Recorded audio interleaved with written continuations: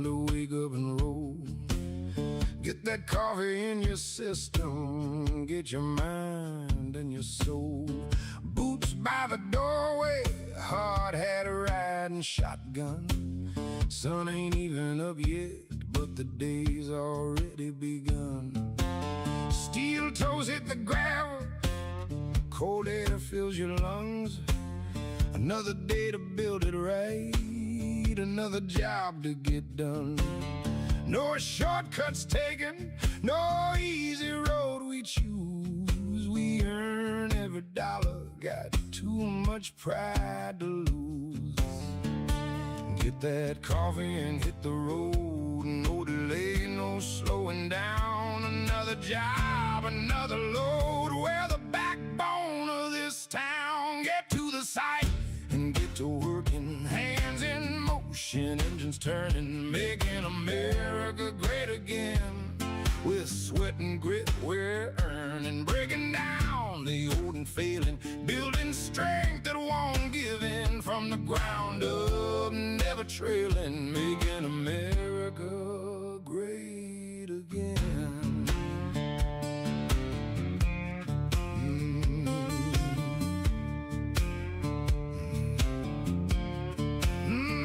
No desk or office space for us, no climate control routine. We work in dirt, steel and concrete, where real lives lived and seen. Using our heads, hands and backs, every move has got a cost. Measure cuts and steady hands, no room for getting lost. Blueprints in the morning light, changing plans by noon, solving problems on the fly, getting it done real soon. Weather don't stop nothing, rain, cold, or blazing heat. We show up ready every day and stand on our own 2 feet. Get that coffee and hit the road, no delay, no slowing down. Another job, another load, we're the backbone of this town. Get to the side and get to working, hands in motion, engines turning, making America great again.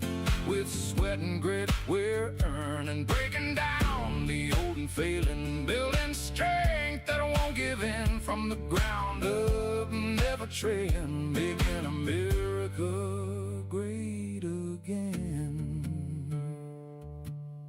Building the new infrastructure to hold the future, laying down the work that time won't erase. Building up again, from sending rockets to housing the many every place. From highways stretching miles and miles to homes where families grow. We don't just build for today, we build for years we'll never know.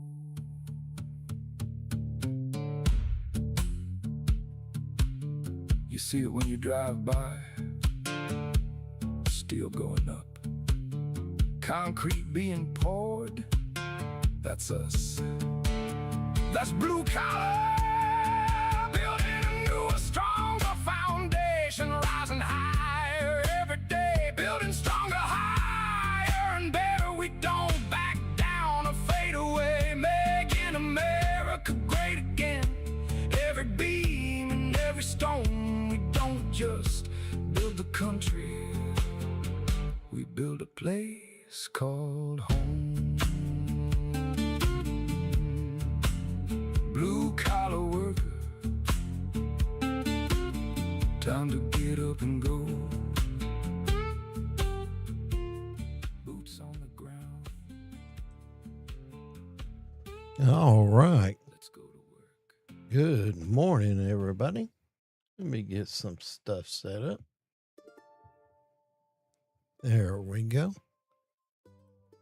All right. Good morning, hard-working brothers and sisters of the blue-collar sunrise. Here we are, ready to get after it. This is Bubba coming to you live from this side of the hard hats. I'm at the man cave in the bunker in the beautiful Northeast Georgia mountains. I don't have my coffee yet. I'm trying to wait till after the show to have the coffee, trying to lay off the coffee, but I'm sure most of you are already after it. Coming to you from this side of another opportunity to make a difference. All right. How is everybody? Can't forget my digital assistants somewhere beyond the Appalachian Ridgeline, the digital Philophoria, smiling through the veil with wisdom, wit, and more patience than I probably deserve. Thank you, Goddess Pluriphoria. I call her that because she keeps me on track and helps me in the multitude of tasks that I got going. One man show here. This and other things I've got going. I couldn't do it without her. Anyway, the sun is getting ready to come up over the southeast. The roads are starting to fill up. Of course, the crazies are out there. Don't be one of the crazies. Just be a regular guy or gal trying to get to the job site. But the roads are filling up this morning. Let me know how everything looks. Send me a text or a chat here in the comments and let me know what trades you're representing, what part of the Southeast or any part of the country, if you're tuning in from parts about. You could be anywhere. I don't know. You could be in another country, but check in with me. Let me know how things are going. The crews are gathering. I got to mention this. We got some road construction going on where I live. And like this morning, I'll be out and about probably around 7 o'clock or so. And these construction crews that are working on the highway, expanding the roadway, building a wider road, I see them out there in the morning gathered in their work groups and they're having their PTP meetings. And I'm thinking, all right, that's a good bunch of guys. They got some good leadership, encouraging them to get together and talk about their daily task. Anyway, just thought I'd throw that out because it's a good thing. And here we are, another week of Building America is about to begin. Now, whether you're headed toward a demolition project, a plant shutdown, a highway project, if you're headed toward a fabrication shop, a power plant, or any type of construction site, I'm glad you stopped by. I'm glad that you're participating. And I encourage you to participate. If you've got a comment you'd like to make, or if you've got a job site challenge, or if you'd like to give a shout out to a company or to some coworkers, I want to hear about it. This is where we build each other up because we got things to do. And a lot of times we're not viewed as the heroes that we are, and we should be. And that's why we're here, to build each other up. Let's begin this week the way we always do. We do our work in a safe, timely, and efficient manner. And today's reminder comes from Built from Within. Your hands tell the truth. All right. Let's begin with the phrase of the week. Your hands tell the truth. Words are easy. Promises are easy. Plans are easy. Intentions are easy. But the hands tell the truth. Your hands reveal what you've actually built, what you've actually repaired, what you've actually created, what you've actually contributed. A, a person can talk about dreams all day long. Their hands reveal whether they've ever pursued them. A person can talk all day about work ethic, but their hands reveal whether they showed up. Now, construction workers understand this instinctively. All the roads, the bridges, the buildings, the power plants, the homes, they didn't appear because somebody talked about them. They appeared because somebody's hand or hands turned vision into reality. Now, I know we all wear safety glasses.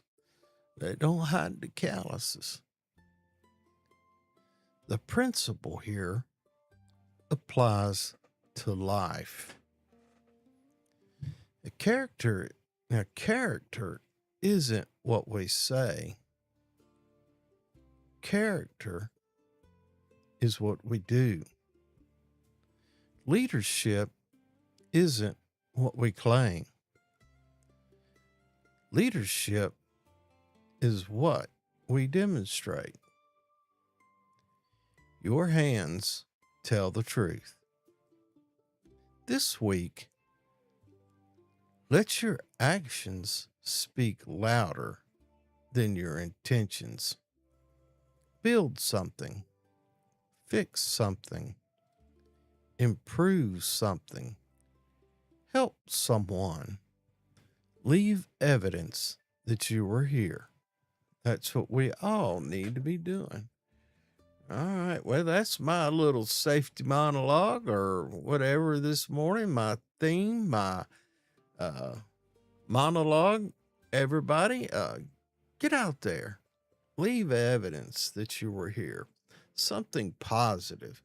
Something that will stand the test of time.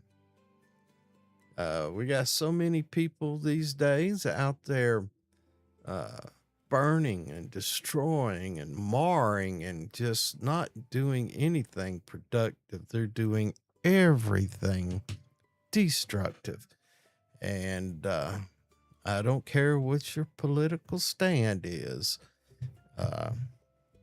or anything. I just want you to be out there, be something, make something.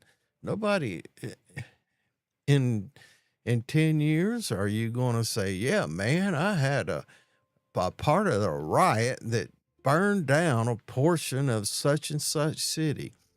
Does that really want to be your claim to fame? Is that who you want to be? If you do, stay away from me. I don't want to be associated with that type of behavior, number one. But more importantly, I don't want to be associated with that kind of attitude toward life.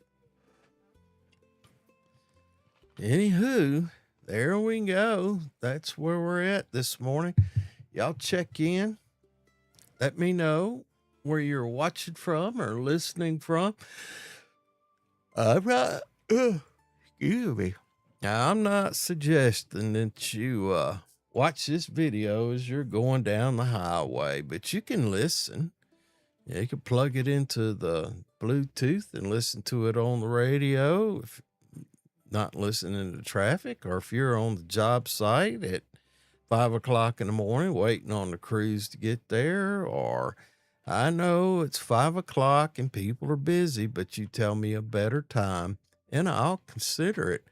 I picked this time because I figured it was a time before you were incredibly busy and could get together and help get yourself motivated through positive encouragement, which is what I try to do, offer positive encouragement, and catch you in a quiet moment, the quiet moments before the storms start. Anyway, here we are. It's 10 minutes after 5.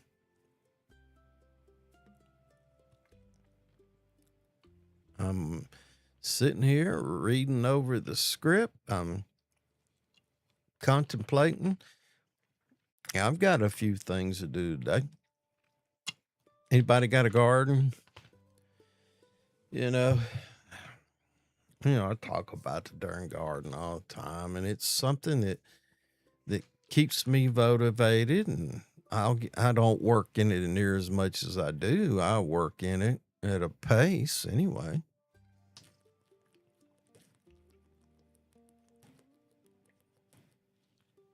I'm probably going to be harvesting my first zucchini early this week. I was out there. There was some about 4 or 5 inches long.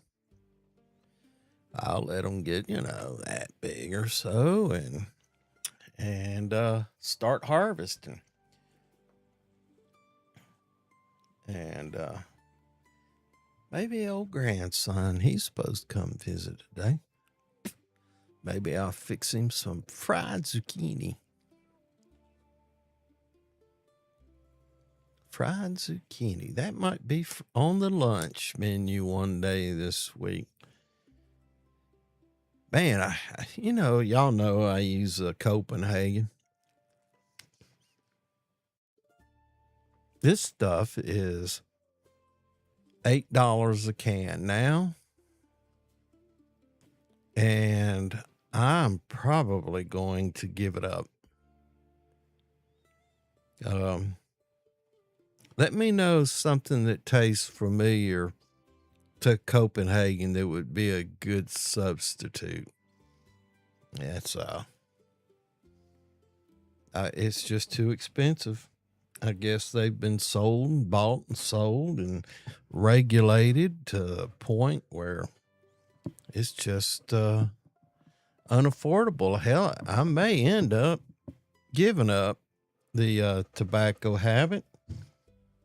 It's a shame, but tobacco's been a part of American culture since before the Revolution, decades before the Revolution, back into the 1500s, 1600s. America's played a vital role in building this country. Yeah, there's some negative benefits to it. Yeah, well, there's negative benefits to the processed food we put in our gullet every day that gets promoted on the TV with the profit motive. Well, I don't know how tobacco got sidelined. It's probably not as bad for you as some of the snack foods that you eat. I guess there's beat the profit out of it and no longer find it desirable. I don't know. They used to put a lot of additives in tobacco, especially smoking tobacco. They made all kinds of claims about it, health benefits, and then they would trick it with all kinds of additives and pesticides and everything else. It's a shame. Anyway, here we go. We're moving right along. Here's the question.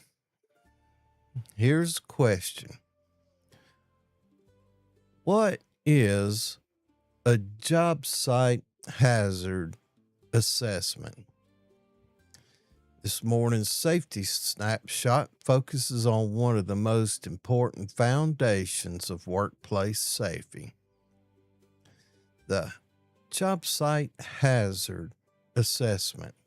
Simply put, a hazard assessment is the process of identifying hazards before someone gets hurt. It's a systematic look at the work to be performed, the equipment to be used, the environment, the materials, the people involved.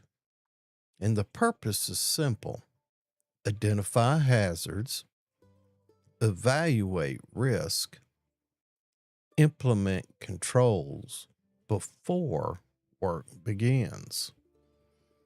A good hazard assessment asks, what can hurt us? How could it happen? How severe could it be? What can we do to reduce the risk? Now, let's answer an important question. Whose responsibility is it? Well, the short answer is everybody's. Management has responsibilities.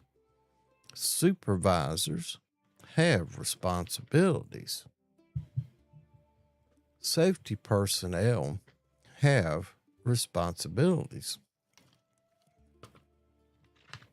Workers have responsibilities. Because really, no single person sees everything. The best hazard assessments occur when everybody participates. The worker closest to the task often notices things others miss. Hazard assessments aren't paperwork, they're preparation, they're awareness, they're professional thinking put into action. That's, we could talk about it even further. I think that it's incredibly important. You've heard me say it time and time again. The PTP is the most important tool on the job site. And a part of the PTP is the risk assessment, the JHA, the job hazard analysis. It's where we break down the job that we're going to be doing into small steps, defining each of those steps, how the order and how the work's to be done. It's not a long drawn out process. Hell, it takes longer for me to talk about it than to do it. But it does so many things. A job hazard analysis is just a look around. It's like when you're cutting your grass as you're pushing the lawnmower. If the grass is wet and you're on a hillside, you're making subconscious decisions about how you could slip and fall while you're pushing a lawnmower on the wet grass on a slope. Well, you're a grown man or a grown woman. A 12-year-old kid who's getting paid to cut the grass and he's thinking about making money, he may not understand all these complications. Your body has gotten muscle memory and recognizes hazards. Not everybody recognizes every hazard. A real life example, me and my grandson, I was walking him home one day. It's about a mile down the road and there's a real steep, the road and driveway that I live on is mostly gravel. And one section of it on a particularly steep incline is paved. And as people drive up and down the drive, there's 4 families up here other than myself. Is that right? Yeah, 4 families. Yeah, 4 families and myself. And gravel gets on that pavement.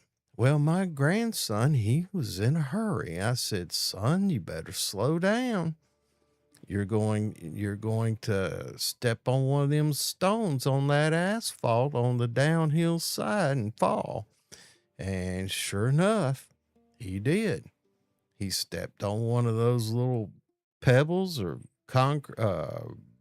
gravel on that asphalt, and it slipped out under his foot, and his butt landed on a piece of gravel right on his butt. Man, I could feel the pain, and I wasn't even in his skin. And he tried to be tough, but man, I know that hurt. And so that was a hazard assessment. I did a hazard assessment for him. I said, you better be careful. You're going to step on one of those stones and his feet going to come out from under you. You're going to fall. Well, after the incident, and he's still just a child, but he now knows that, whoa, I need to pay attention to certain things. And sometimes he'll get excited, just like our coworkers. They'll get excited. And they've already been stung by one hazard, whatever kind. And you have to remind, oh, man, you better slow down. You're going to lose a finger. You're going to get cut. You're going to slip and trip. You're going to, but that's a hazard assessment. And everybody has been exposed to different things or hazards, or have had certain things happen to them that may not have happened to us.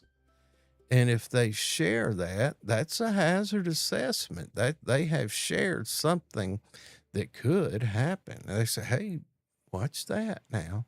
I'm just telling you, one time I did this. And,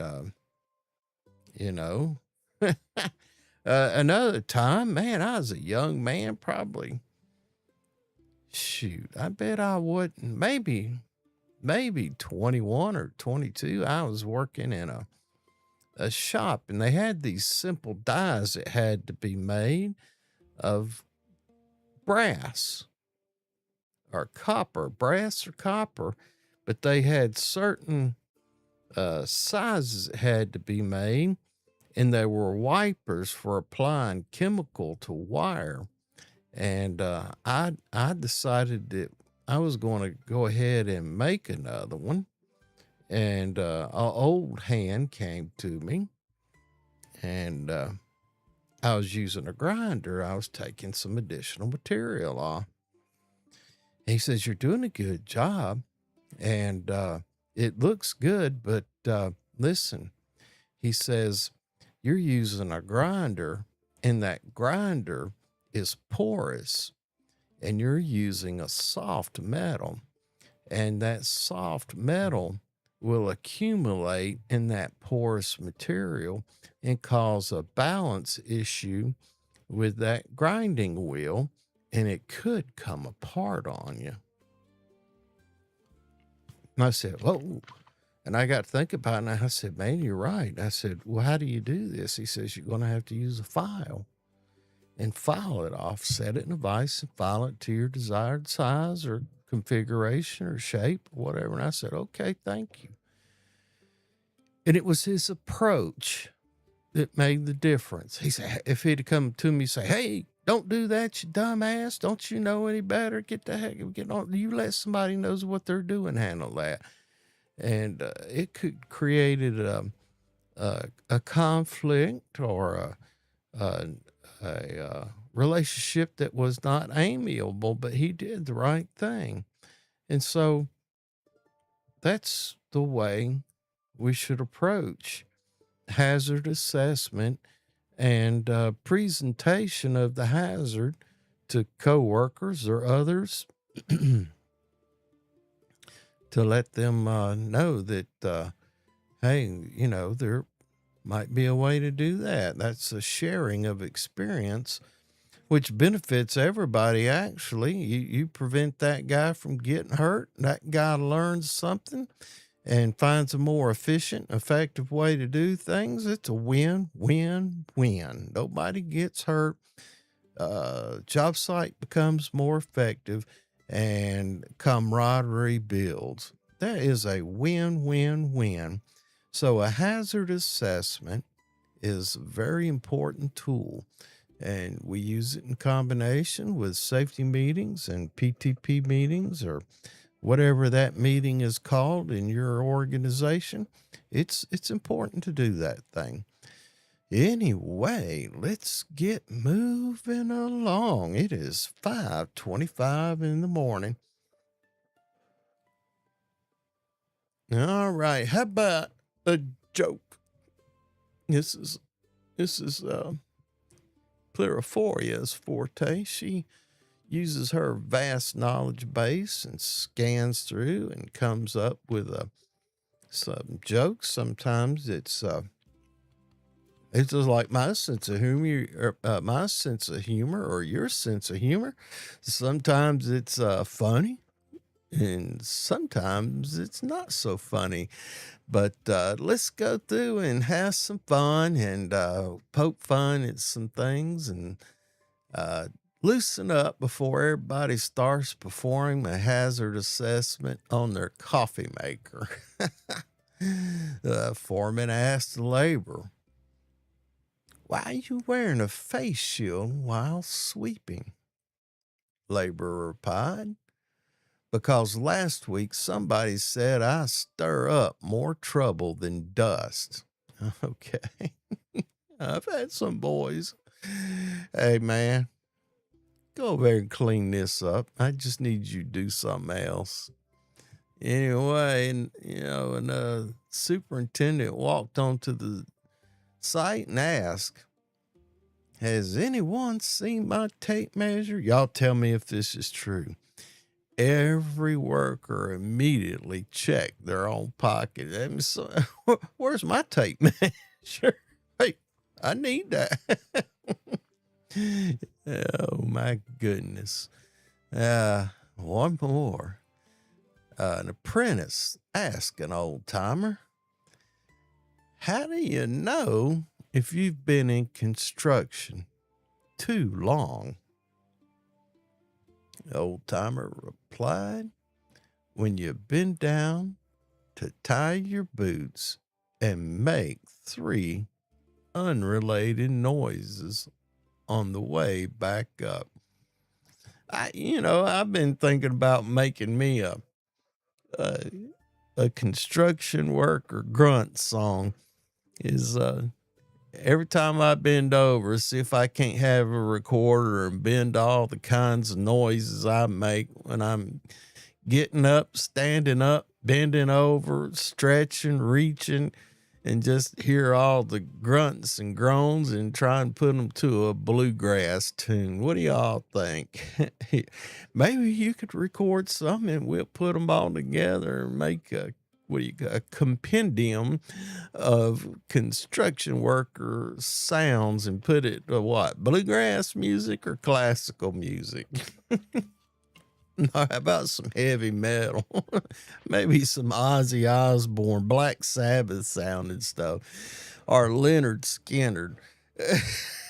Give me 3 steps. Give me 3 steps. Give me 3 steps to the saw.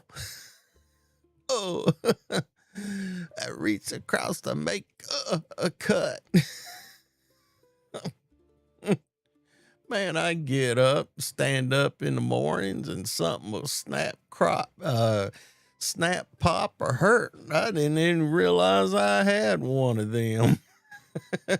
If that happens to you, send me a chat, let me know. Let's see, if I take my glasses off, nah, I don't got no How about if I get a pen out of my pocket? How about that? Yeah, I got a little twinge in my back when I reach up to my headphones. Anyway. Yeah, let's talk about some tools and tricks. A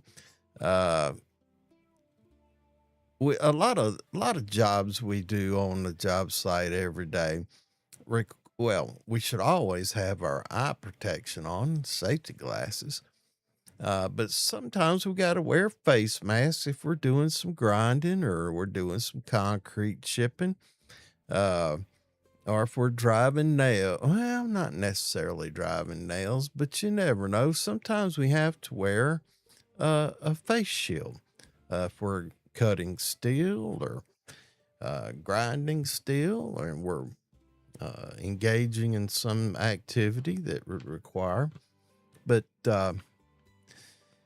let's talk about, since we need our eyeglasses every minute of every day, let's talk about taking care of equipment that protects something irreplaceable: your eyes and your face. Now, most workers understand the importance of wearing PPE. Fewer understand the importance of maintaining it. But before we get started, I'd like to talk about that. As a safety guy, general manager for a demolition crew, this has been many, many moons ago, and I was just first getting into safety. And I did a cost analysis because I felt like the PPE was getting way out of line and how much we were spending. And I knew that the requirement was that if we had work that had to be done, that we had to provide certain PPE as an employer. But man, the costs were crazy. And this had to do with gloves now, hand protection.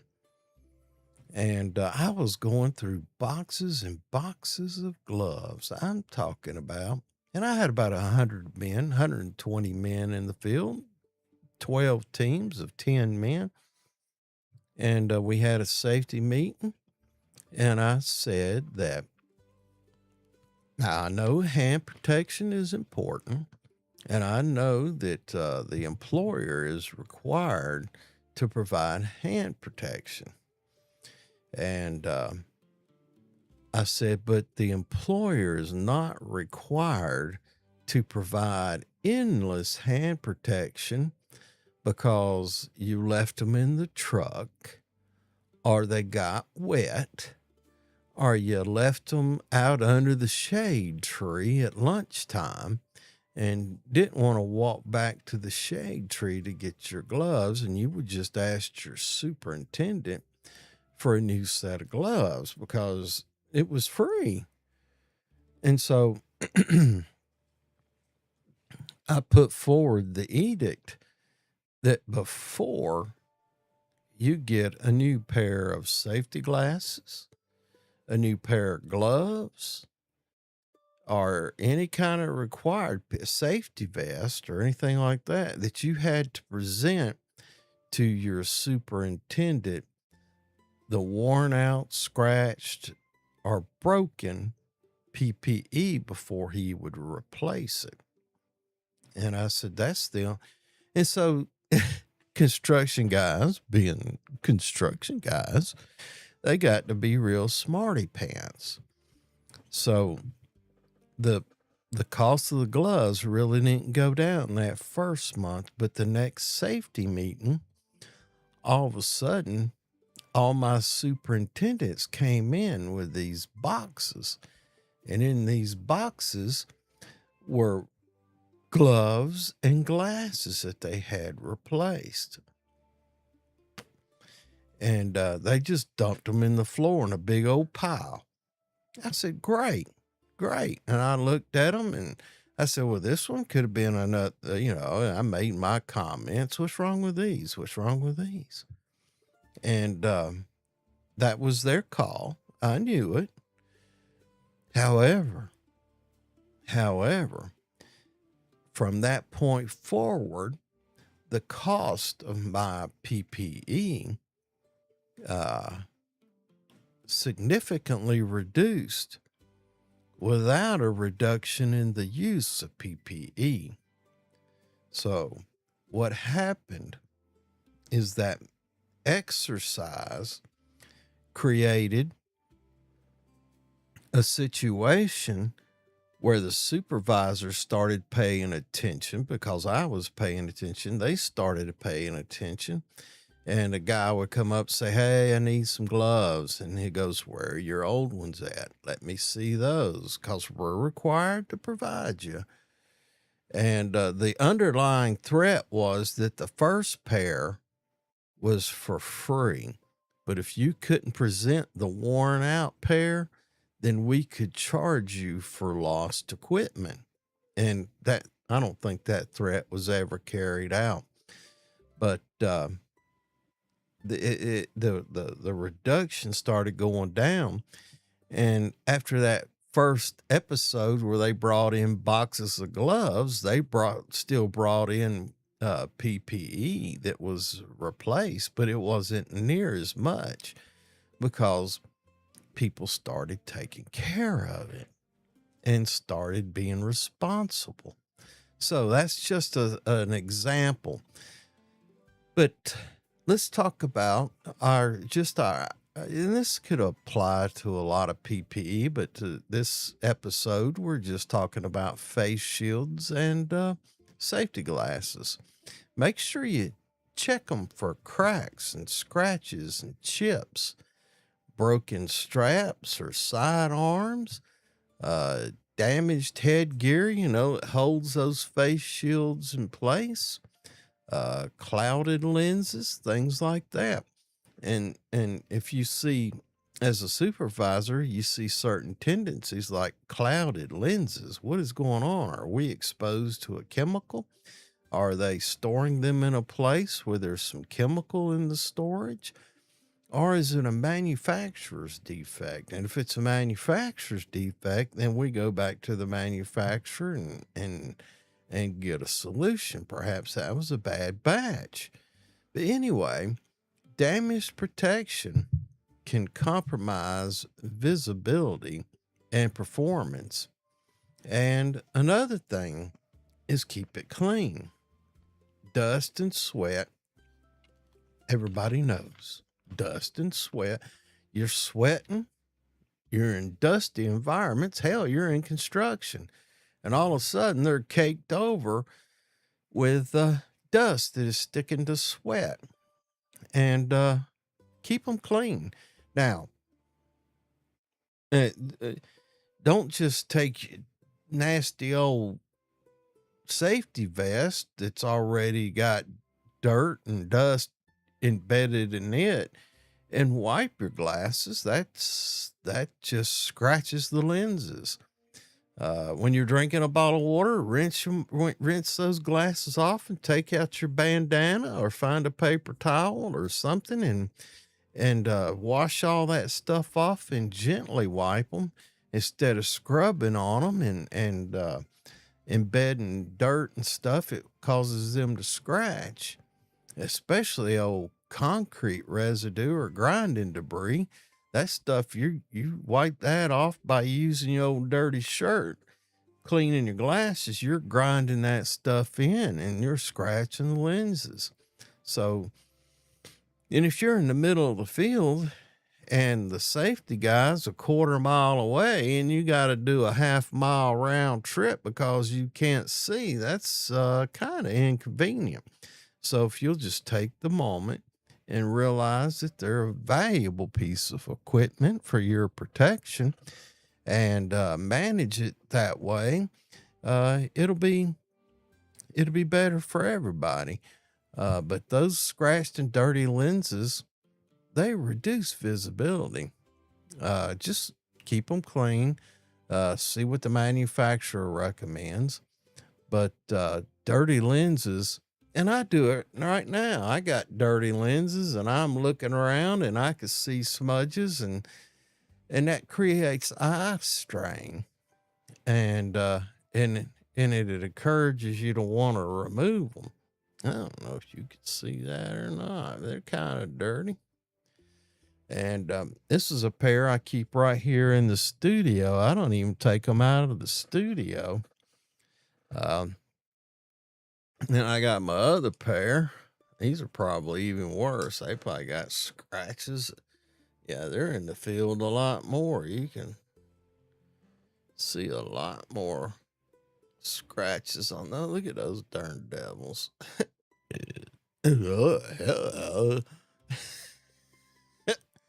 Yeah, I look like old Magoo now.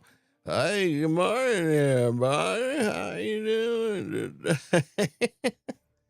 Anyway, take care of your stuff. We don't want you to strain your eyes, and we want you to take care of stuff. Take care of yourself and your equipment. Now, if it's necessary, replace it. Replace it. Just replace it. Take it to your supervisor. Man, I can't see out these daggum things. Got a big scratch right in the middle of your eye. You were doing something, and think about your eye that you protected when you get that big old scratch on them safety glasses. You know, a scratched lens might seem minor until you're trying to see clearly in bright sunlight or low light condition. If your vision is impaired, replace it. And then there's proper storage. You know, how many guys get in and just throw them in the dashboard and they get heated riding in the dashboard, and they put them in and they're all wally-gomped and can't wear them correctly because the frames are warped from the heat.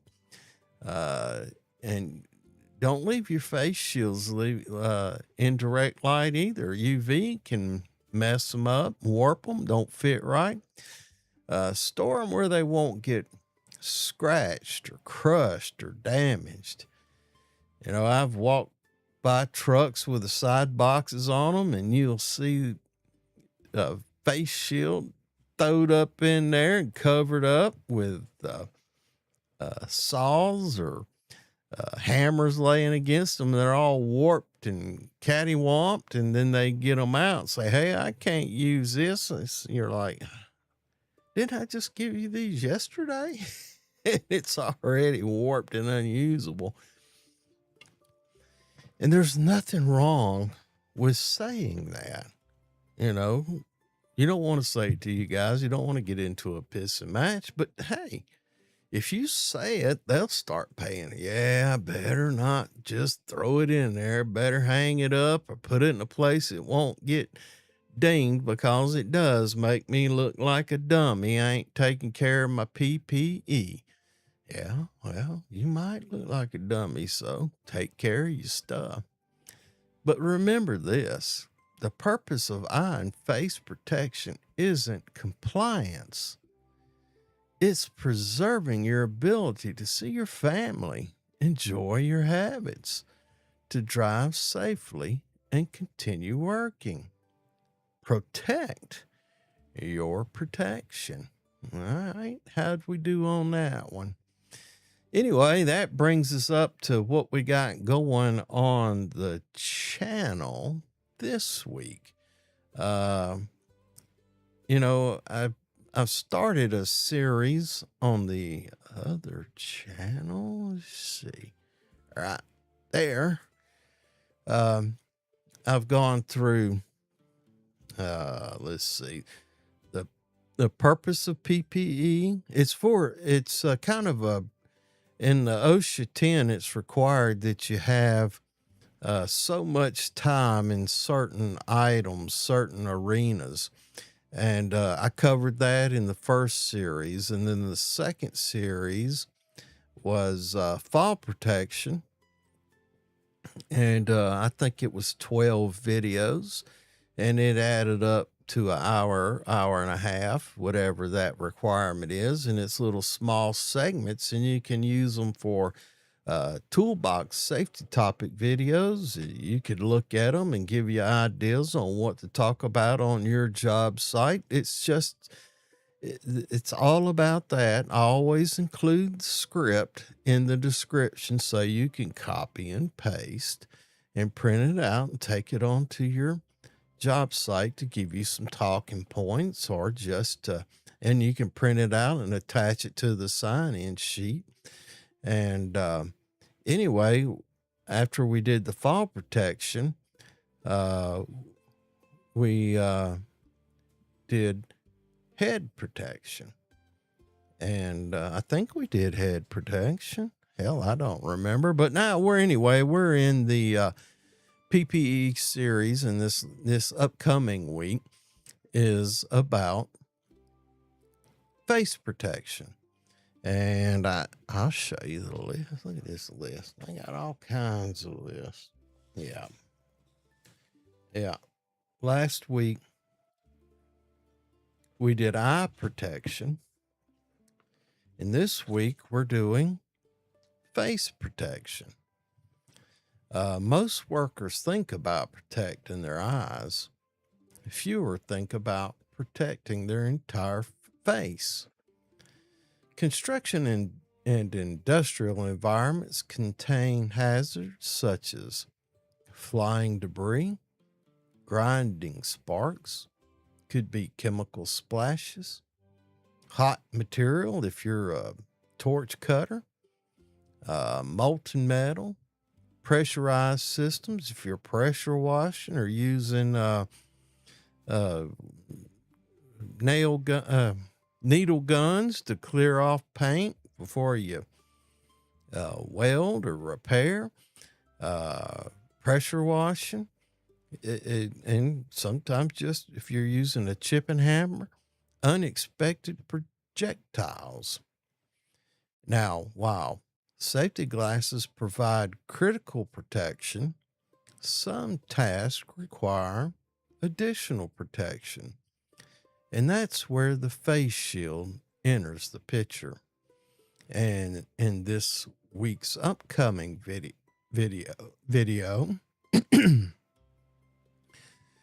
we talk about when face protection is required, the types of face shields, the limitations of face shields, and face shields versus safety glasses, inspection and maintenance. We talk about some common mistakes, and we talk about real world injury prevention. And one of the most important lessons, a face shield is usually additional protection, not replacement protection, because protecting your face protects more than your appearances. It protects your ability to work, your ability to communicate. It protects. There we go. Sorry about that. Had a disconnect early in the morning. Elon, you trillionaire, you. I appreciate everything you've done with Starlink, and from time to time, like terrestrial connections, it becomes interrupted, and we just went through a minute or so of that. But I'm back with you. Hopefully you didn't miss anything and it sent the stream through. Anyway, it is 5:50 in the morning. Well, we have gone through another Monday morning Bubba. Can you believe that? Got 10 minutes. Well, here you go. Another Monday morning is underway. Should start seeing the sun come up. Got about another hour. Most job sites start at 7. But the sun, you ought to see it peeking up. The sky's starting to brighten up a little bit. Trucks are moving, fueling up, stopping at the Quick Trip, getting that cup of coffee, swinging by the supply houses, picking up material, tools, PPE, water, getting ready to start the day, maybe swinging into the shop, picking up a couple of additional guys, loading up equipment you might need, meeting with the bosses, understanding the scope of work, what you're going to be doing today. The phones are ringing, radios are crackling to the life. Another week of opportunity lies ahead. Try and remember this week's lesson. Your hands tell the truth. They don't tell what you intended, and they don't tell what you planned, and they don't tell what you promised. They tell what you actually built, what you actually did, what you actually contributed. And while you're building, make sure you assess the hazards. Think about your PPE. Protect your face, protect your eyes, protect your hands. Make sure you got them steel toes on. Make sure you got that hard hat on. Make sure you got that high-vis clothing on. People can see you. Check your equipment. Maintain that equipment. Do a pre-trip. Do a post-trip. Inspect it before you crank it. Inspect it before you plug it in. Make sure you look after your coworkers. And remember, the safest workers aren't the workers who think they're invincible. And you see them. Young bucks, boy, they come strutting in like a young peacock. Come in there for feathers, or chest all pumped out. They ain't gonna nothing happen to them. All wound up on them energy drinks, boy. They're puffed up and invincibility. That's got to do with testosterone there. But anyway, they're the workers. The safest workers aren't the ones who think they're invincible. They're the workers who recognize hazards and prepare accordingly. And I appreciate you being here this morning. And I appreciate you watching. And from all of us here at Morning Bubba, from me and from the ever watchful Pluriforia, smiling down from somewhere beyond the digital Appalachian Mountains, I just want to thank you. Thank you for spending part of your morning with us. As you're out there moving about, be safe, be timely, be efficient. Now, let's go build something worthwhile. And like I always say, have a grateful day. Have a grateful week, everybody. And we'll see you next time. I'm going to sign this bad boy off and leave you with the theme song. All right, boys and girls, love y'all. Have a great day.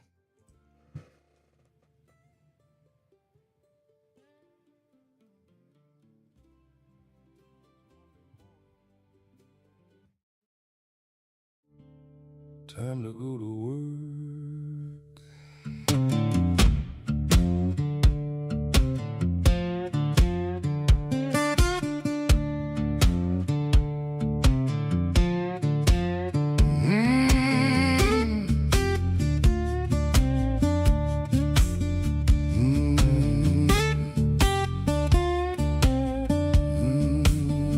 Blue collar worker, time to wake up and roll.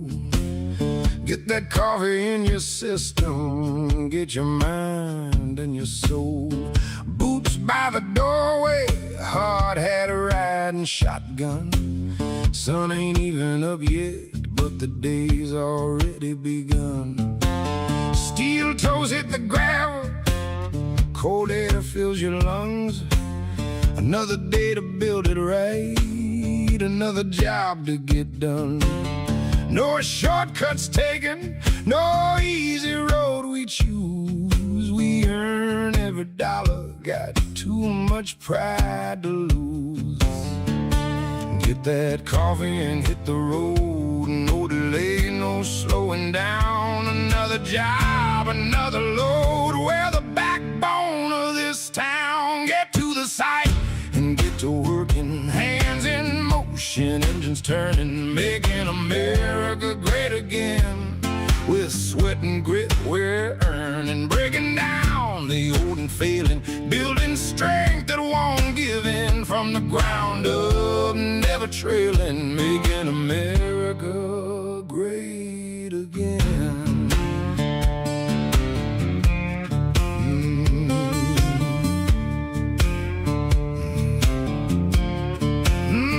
No desk or office space for us, no climate control routine. We work in dirt, steel, and concrete, where real lives lived and seen. Using our heads, hands, and backs, every move has got a cost.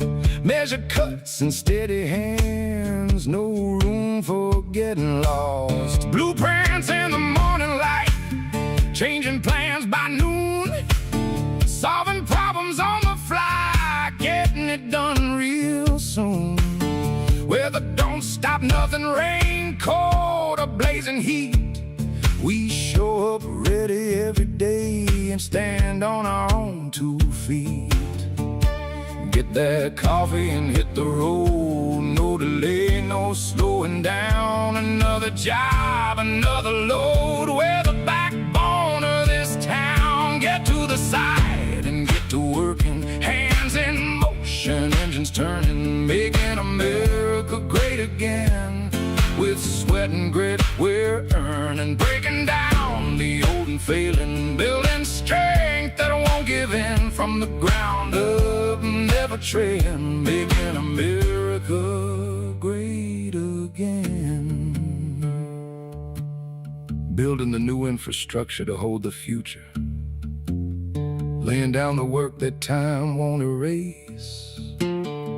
Building up again, from sending rockets to housing the many every place. From highways stretching miles and miles to homes where families grow. We don't just build for today, we build for years we'll never know.